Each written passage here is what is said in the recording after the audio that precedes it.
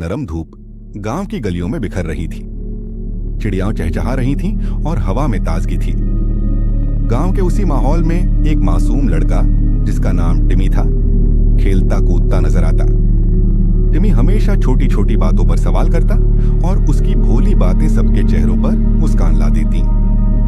एक दिन वो अपने दादाजी के पास आया और मासूमियत से पूछ बैठा, दादाजी, क्या सचमुच आसमान का कोई दरवाजा होता है? और अगर होता है तो वो कहाँ मिलता है? दादाजी ने उसकी ओर देखा और हल्का सा मुस्कुराकर बोले, एक बेटा, आसमान का दरवाजा सोने या चांदी से नहीं बनता, वो मोहब्बत और नेकी से खुलता है। ये सुनकर टिम्मी की आंखों में चमक आ गई। उसने सोचा कि जैसे किसी असली दरवाजे की चाबी होती है, वैसे ही आसमान के दरवाजे की भी चाबी कहीं न कहीं जरूर होगी। उसने फैसला किया कि वो उस चाबी की तलाश पर निकलेगा। अगली सुबह टिमी ने अपनी लाल टोपी एक छोटी जेब में रखी ऐनक और एक नन्ही दूरबीन साथ ली। पीठ पर बैग टांगा और सफर शुरू कर दिया। सबसे पहले वो जंगल पहुंचा। पेड़ों के बीच उसे एक बोलने वाला तोता मिला। तोते ने कहा, अगर आसमान का दरवाजा पाना है तो पहले दूसरों से मोहब्बत करना सीखो।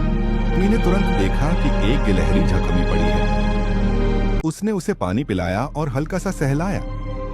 गिलहरी की आंखों में चमक आई और टिमी के अंदर एक अजीब सी खुशी भर गई। फिर टिमी नदी के किनारे पहुंचा। वहां एक बूढ़ी मछली ने उसे देखा और बोली, सच बोलना सबसे बड़ी ताकत है। आसमान की चाबी पाने के लिए तुम्हें सच्चाई अपनानी होगी।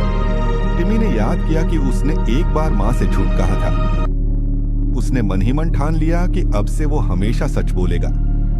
आखिरकार टिमी गांव के चर्च पहुंचा।